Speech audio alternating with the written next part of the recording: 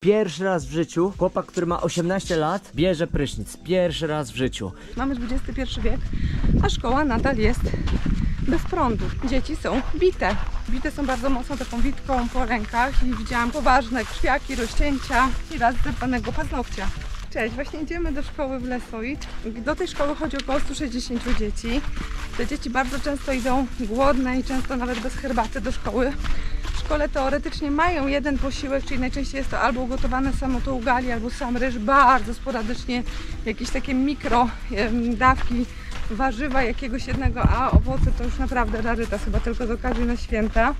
Te obiady są gotowane ze składek, czyli każde dziecko, bo szkoła jest bezpłatna, ale każde dziecko ma przynieść raz na jakiś czas drobny pieniążek do szkoły, właśnie z tych pieniędzy te pseudo-obiady są gotowane. No i ostatnio na Jądę powiedziała to u nas w domu jednej z kobiet, że musi przynieść takie 10 000 szylingów, czyli mniej więcej 16 zł do szkoły. To jest bardzo dużo na ich realia, prawda? Na ich realia jest Kosmos. dużo. No i ktoś to zapomniał, nie przekazał tej informacji, no i niestety ona dostała informację od nauczyciela, że nie może do szkoły przyjść, dopóki nie przyniesie tych pieniędzy, więc zobaczcie, jak dużo takie dzieciaki też tracą nieszkolnych, bo właśnie nie stać w tym momencie rodzica, żeby pokryć taką opłatę, albo po prostu ktoś zapomni o tych pieniądzach, bo nie przekaże się odpowiednio szybko informacji. Poza tym dzieci masajskie też same się bardzo często ogarniają do szkoły, nikt tego nie pilnuje i rano mają sporo obowiązków wokół domu i okazuje się, że spóźniają się. Co jest, myślę, normalne, bo u nas też się dzieci spóźniają, pomimo tego, że rodzice nawet gdzieś tam to kontrolują. Idziemy teraz tą drogą, to jest około 2,5 km do szkoły, więc no to też po drodze, a to żółw, a to strumyk, a to kolega, a to coś tam się zadzieje, więc to też wpływa na to spóźnienie. I za to spóźnienie dzieci są bite. I to jest bardzo przykra sprawa i bite są bardzo mocno taką witką po rękach i widziałam kilka razy naprawdę poważne krwiaki, rozcięcia, ale też i raz zerwanego paznokcia. Ponieważ dyrektor z tej szkoły, a też taka ciekawostka, do szkoły ostatnio doprowadzono linię energetyczną, ale nie podłączono szkoły, więc mamy XXI wiek, a szkoła nadal jest bez prądu. To jest szkoła bardzo słabo wyposażona, praktycznie gołe ściany, niezbyt zachęcające.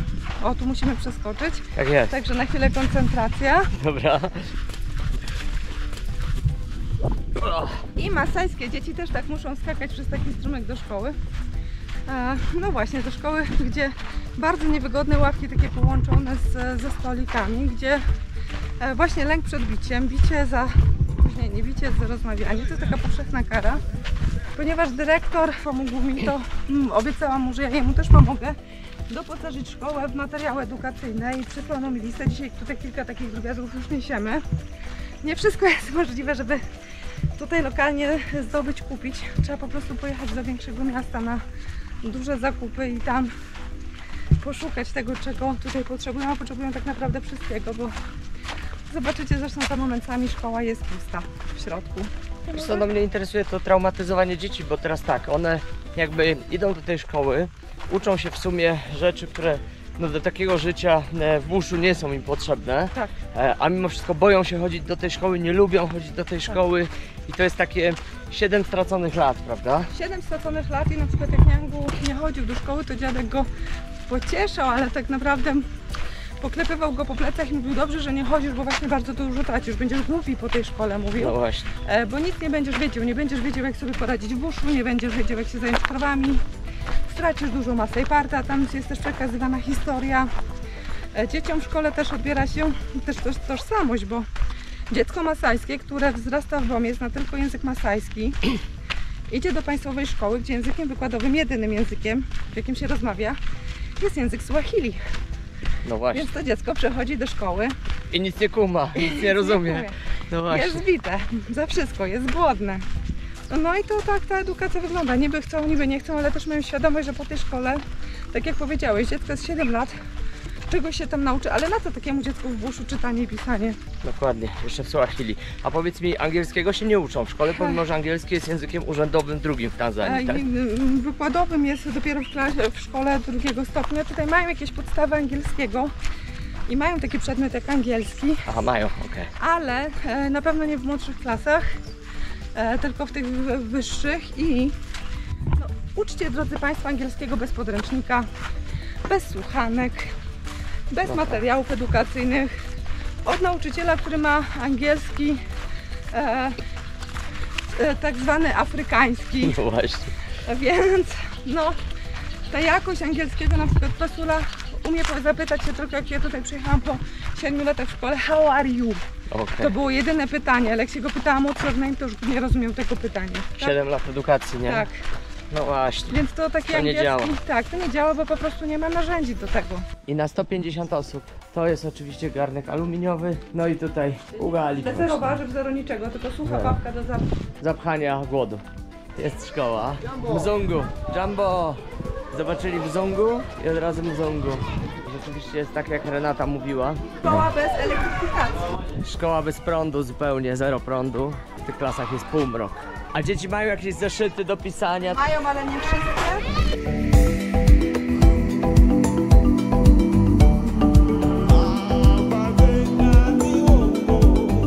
Tak wygląda gabinet dyrektora w szkole.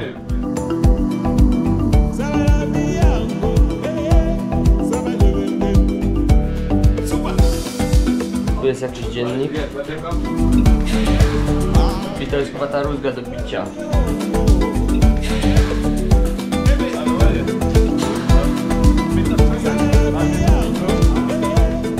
Wszystkie dzieci mają takie same mundurki. Tak, obowiązkowo i to też jest odbieranie tożsamości Masajom, bo muszą wciągnąć swoje masajskie ozdoby, nie mogą mieć kolczyków, niedobrze jest jak mają te swoje tatuaże. Więc takie dziecko wyrwane z domu, nie mówiące, obiera mu się wszystkie, przychodzi taki 7-latek, przychodzi do zupełnie nowego świata, którego bardzo się boi.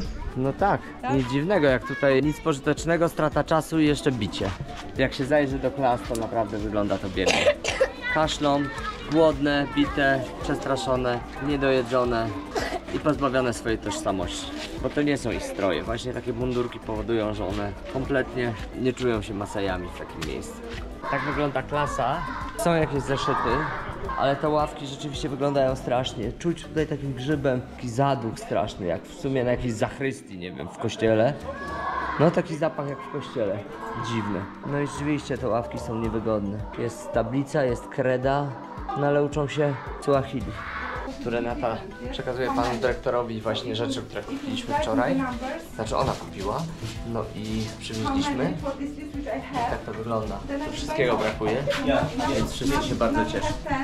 A dzieci już nie mogą się doczekać, co za nowe rzeczy dostaną. Jakieś liczydła, jakieś kredki, temperówki. Takie rzeczy, na które dzieci w Polsce nawet by uwagi nie zwróciły, to tutaj wielkie wydarzenie. No i generalnie jest taka zasada, że dzieci do szkoły z bronią przychodzą, no bo wiadomo, wszędzie chodzą z swoimi maczetami, ale no przed wejściem muszą zostawić. Nie mogą siedzieć w klasie z maczetą, bo podejrzewam, jakby nauczyciel fiknął z bitką, to oni by mogli oddać. Wtedy nauczyciel może czuć się panem sytuacji. No tak wygląda ta szkoła. Budynki się rozpadają, klasy ciemne, ławki strasznie niewygodne, nauczyciele nieprzyjemni. Biją dzieci, terroryzują. Zresztą nie są dla nich żadnym autorytetem. Niewiele mogą ich nauczyć.